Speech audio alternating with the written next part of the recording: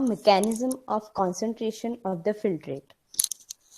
Okay, so again आपका wide आवाज करने लगा. okay, now mechanism of concentration of the filtrate. So how the filtrate is concentrated in the nephron. So there is a mechanism known as counter current mechanism, which is present in the mammals. So mammals have an ability to produce concentrated urine, which is mainly occur in the juxtamedullary nephrons, and the flow of filtrate is in the two limbs is in opposite direction. So please wait, शायद कोई है.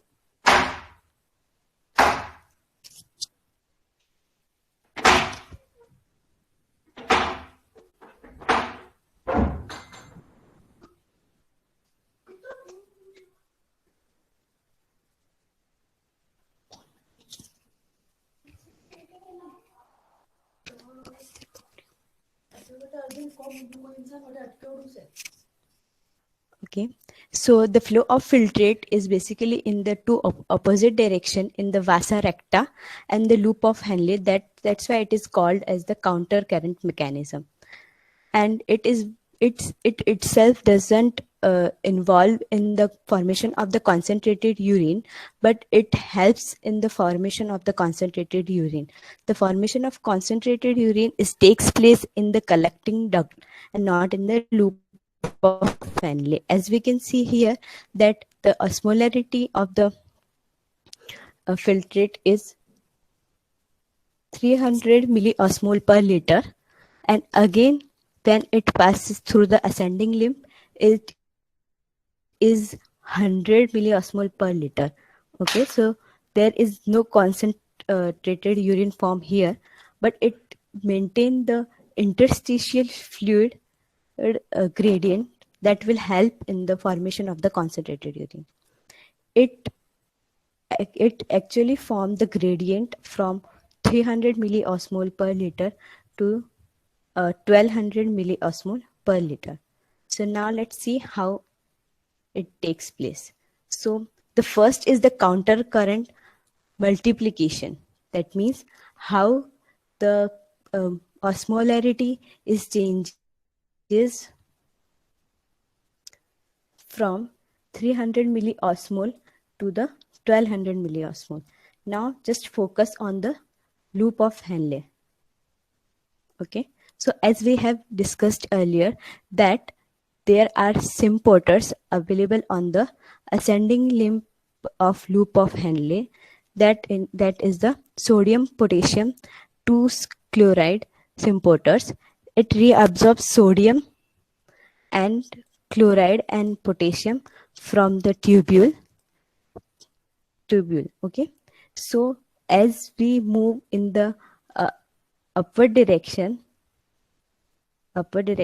there is continuously reabsorption of this solute takes place, and hence the osmolarity will reduce because the solutes are removed, and the osmolarity is directly proportional to the solutes present in it. Now, when the filtrate move from the descending limb to the ascending limb, okay, so now the interstitial fluid have the increased amount of sodium ion and chloride ion that create the osmotic gradient from 300 to 1200 milliosmol, because the osmolarity of the interstitial fluid made a gradient. That's why water moves out of the tube via the osmosis in the case of the descending limb. Okay, so when the solutes are moved out, the interstitial fluid has an osmolarity of 300 to 1200. Now when the filtrate comes in the descending limb, so when it moves in the lower direction, water will move outside it, because if the 300 milliosmol will come here, because the whole interstitial fluid has a specific gradient. So when this 300 milliosmol of filtrate will come near the 600 uh, milliosmol per liter of the interstitial fluid, water will move from the inside the tube to the interstitial fluid, and now the osmolarity will increase, because there is removal of the water, and now the concentration of the solute will increase. This is the counter current multiplication method. Now counter current exchange mechanism. Okay, so in the counter current exchange mechanism, Vasaracta and loop of Henle, they both play a very important role. As the solutes are removed out from the ascending limb, these solutes will enter into the blood vessels. As the solutes are added in the uh, descending limb of the vasa recta, now again the osmolarity, because of the osmolarity, as the osmolarity increase when we will go from upward to lower direction, again the addition of solutes will responsible for the removal of the water from it. That's why the osmolarity will increase in the vasa recta.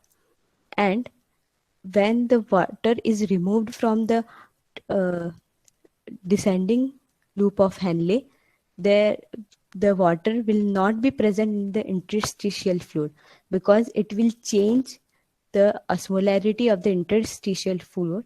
That's why this water will enter in the vasa recta when it will move from the uh, it will move fil- blood will move from the uh, ascending limb. Okay, so because of the mainly the sodium chloride and potassium symphotes, the whole gradient is maintained, and due to the movement, counter current movement of the vasa recta and the loop of Henle, the osmotic gradient is maintained. The next is very important is the urine recycling. Okay, so the loop of Henle, the descending loop of Henle, and the here the descending loop of Henle and the thin portion of the ascending limb of loop of Henle, which is permeable to urea. Urea will enter here. Okay, but this ascending limb is not permeable to urea. Now urea will continue and drain into the collecting tube. Again it will come near to this ascending in the what can I say, ascending limb. Okay, so the some amount of urea will enter in the tubular fluid, and some will remain in the interstitial fluid. So there is the recycling of the urea takes place, and because of the presence of the solute in the interstitial fluid is takes place, it will again help in the maintenance of the osmolarity of the interstitial fluid.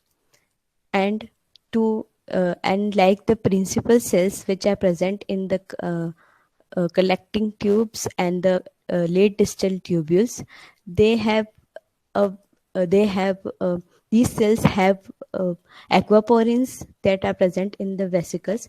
When they get an stimulus, these vessels will fuse with the membrane, and then the aquaporins will present on the membrane, and the water will come reabsorbed by the aquaporins, and the urine get concentrated. And here, as we saw, that sodium chloride and urea play a very important role. The sodium chloride is transported by the ascending limb loop of Henle, which is exchanged with the descending loop of vasa recta, and the sodium chloride is returned in the interstitium by the ascending portion of the vasa recta. Similarly, small amount of urea enter the thin segment of the ascending link of loop of Henle, which is transported back to the interstitium by the collecting tubule. Now, the presence of such interstitial gradient helps in an easy passage of water from the collecting tubule, thereby concentrating the filtrate. And in human kidneys, it can produce urine nearly 4 times concentrated, that is, from the 300 milliosmol per liter to the 1200 milliosmol per liter. Now, how the kidneys function is regulated. So there are three major mechanisms by which kidneys function is regulated. The one is the hormonal feedback mechanism that involves the hypothalamus. The second one is juxtaglomerular apparatus, and the third one is the heart. So now hypothalamus. So when there is any disruption in the homeostasis, there is an increase in the osmolarity and the plasma interstitial fluid. Okay, so the osmolarity increase. It means the solutes are increase in the blood. That's why the blood needs more amount of water. Now, this will the receptors are present, and osmoreceptors are present in the hypothalamus. It gets an input, and it controls the release of the ADH from the hypothalamus and the pituitary gland. The ADH is called as the antidiuretic hormone, which is present on the uh, principal cells of the late distal and uh, intercalate late distal and collecting tubes cells. It increases the release of the antidiuretic hormone, which are the receptors are present on the principal cells.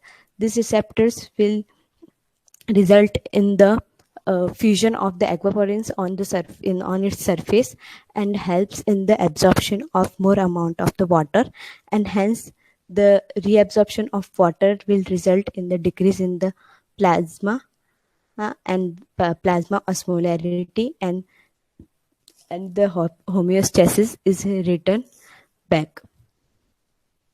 Now the JGA cells, JGA apparatus. Okay, so the first way is, as we have seen earlier, that the macula densa will signal to the JG cells. It will uh, it will also stimulate the renin enzyme, which convert the angiotensinogen to the angiotensin 1. The angiotensin 1, this will takes place in the uh, liver. The angiotensin 1 is then converted to angiotensin 2 with the help of the enzyme, angiotensin converting enzyme, which is released from the lungs. The angiotensin 1 and angiotensin 2 both are the vasoconstrictor. So when the uh, vasoconstrictor, it constrict the vessels and increase the filtration pressure, and hence the normal perfusion takes place when the perfusion is decreased.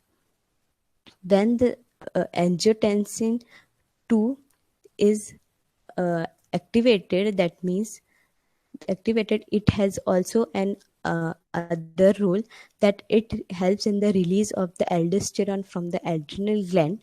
It increase the reabsorption of sodium, which in with the solute reabsorption, water also reabsorb, and again the blood volume will increase, and hence the normal renal perfusion takes place, and this mechanism is called as the renin angiotensin mechanism.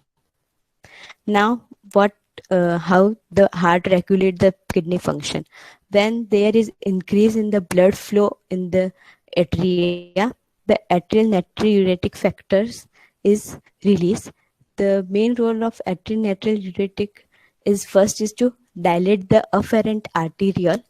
Okay, so it helps to increase the blood flow, and the filtration will increase, and it results in the diuresis, that means dilute urine formation. And ANP has also has an other role, which is the suppress the reabsorption of the sodium ion in the collecting duct and the other segments of the nephron that will result in the formation of the natriuresis. That means the increased excretion of the water and the sodium. Now, what is micturition? So, micturition is the process of release of urine. It is a neural mechanism which is caused due to the micturition reflex. So, what happens is when the urine is entered into the urinary bladder, until the uh, voluntary signal came from the CNS signals, it is continuously filled with urine, and when it gain its uh, maximum limit, the stretch signals are stimulated and they give the signal to the CNS. CNS give the motor signal to the smooth muscles of the bladder, and relaxation of the urethral sphincter takes place, and finally the urine is released. Now there are some other organs that also release the excretory products, but they are not this is not their primary function. They uh, they release different type of the excretory products, like in lungs they remove the large amount of CO2, that is 200 ml per minute, and also a significant amount of water every day. In liver, the large gland, it is the largest gland of the body, and it secrete bile containing substances like bilirubin, biliverdin, cholesterol, degraded steroid hormones, vitamins, and drugs. Most of these substances ultimately pass out along with the digestive wastes. The third one is the skin. The skin have two types of glands. The one is the sweat gland and the sebaceous gland. Sweat gland will release the sweat that contains watery fluid containing NaCl, small amount of urea and lactic acid, and whose primary function is the cooling effect to the body surfaces, and the other is the sebaceous gland, which provides the protective oily covering of the skin, and there is a elimination of sterols, hydrocarbons, waxes, and uh, through sebum. And do you know that some small amount of nitrogenous wastes could be eliminated through saliva too? How? So when the urea, the there is very light amount of urea is present in the blood, okay, then some amount of urea is also released from the saliva. So the presence of urea in the saliva was firstly described in 1841, and since it has been repeatedly studied as an indicator of the renal function. Now, how we evaluate that the pig, the kidney is functioning properly or not? So, first is the urine analysis.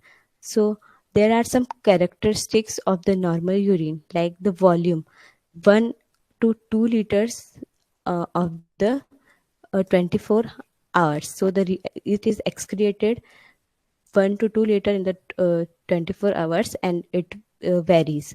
The color of the urine is yellow to amber, and it varies with the urine concentration and diet. And due to the presence of urochromes, there is the breakdown of the bile, and urobilin, which is the breakdown of which is formed from the breakdown of hemoglobin, and due to which the urine is concentrated and become darker in color.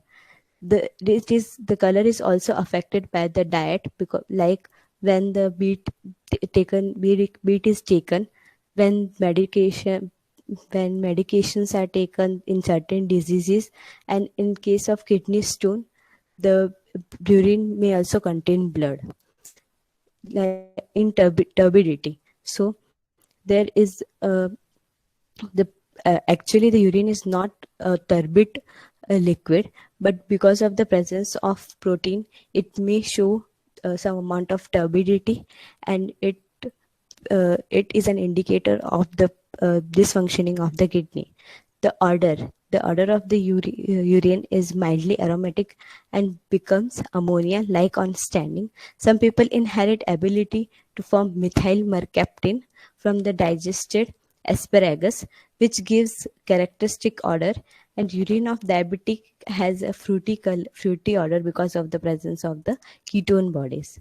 Now the pH. The pH of the urine is between 4.6 to 8, and the average is the 6. And it also varies with the diet. When the high protein diet is taken, then it becomes acidic, and the vegetarian diet is taken, it is become alkaline. The specific gravity of urine is 1.001 to 1.035. Then the higher concentration of the solute will responsible for the higher the specific gravity. The next is the blood test. The blood test includes, first is the blood urea nitrogen test. So when there is a reduce in the blood filtration rate, there will be increase in the blood urea nitrogen, and it it indicate that there is some renal disease or obstruction in the urinary tract. The next is the plasma creatinine. So normally the uh, presence of creatinine in the uh, blood is very less, and if it is above the 1.5 mg per dl, then it indicates that the renal function is poor. The next is the renal plasma clearance. So it is the volume of the blood that is clean or cleared of a substance per unit of time. Usually it is expressed in the millimeters per minute. The clearance of a solute, it is depends on the three basic processes of a nephron, that is the glomerular filtration, tubular reabsorption, and the tubular secretion. So the renal plasma clearance for different substance is different, and the formula is given by renal plasma clearance of the particular substance, that is U into V divided by P. Here U and P are the concentration of the urine and plasma respectively, and both are expressed in milligram per ml, and V is the urine flow rate in ml per minute. So basically renal plasma clearance is the rate of elimination of the particular substance. So if we talk about glucose, that how what is the rate of the elimination of the glucose, but we know that glucose is not eliminated by the kidney, it is 100% absorbed by the kidney. So the renal plasma clearance for the glucose is 0 milliliter per minute. Now, what are the disorders of the excretory systems? So the first is the uremia, that means the presence of urea in blood. So it is a very highly harmful, and it may lead to the kidney failure. And the simple treatment is the hemodialysis. So hemodialysis involves, basically it involves the uh, the here the artery is pumped into a dialyzing unit, uh, and after adding a anticoagulant, which is very necessary, heparin, otherwise it will clot, and it will pump into the unit. Okay, so in the unit, the uh, dialyzing solution contains all the other solute apart from the waste product. So the waste product will directly dialyze uh, in the dialyzing solute, and this is continuously removed. This dialyzing solution is continuously removed, and new dialyzing solution is added. That's how the waste product is removed, and then the blood is again uh, entered into the body, and here the anticoagulant is uh, added, antiheparin is added, and this process is really a boon for thousands of uranic patients. And the permanent solution is the kidney transplantation, but also it faces many challenges, like it faces many times it faces rejections because of the immune system, and the other kidney failure disease is the renal caliculi. That means that it is involves the formation of the stone or the insoluble mass of crystallite salts like oxalate, which is formed inside the kidney. And the simple treatment is lithotripsy, laser tripsy, and lithotomy. Okay, so these stones are sometimes uh, break down inside the kidney, and then they are removed out of the kidney. The next is the glomerulonephritis. That means inflammation of the glomerular of the kidney, and this directly affect the GFR, that is a glomerular filtrate rate. And the simple treatment is to maintain the diet, and the references is the NCRT and the Tortora, that is the principle of anatomy of physiology. And thank you.